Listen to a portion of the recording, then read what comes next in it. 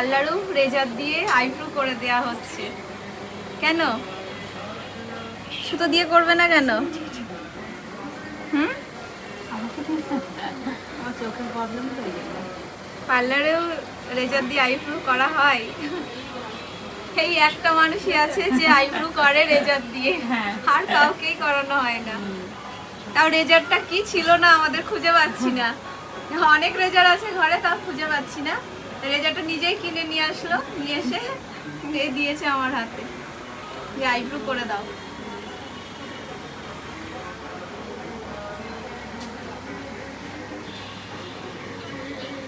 খুব রিস্কি কাজ এটা।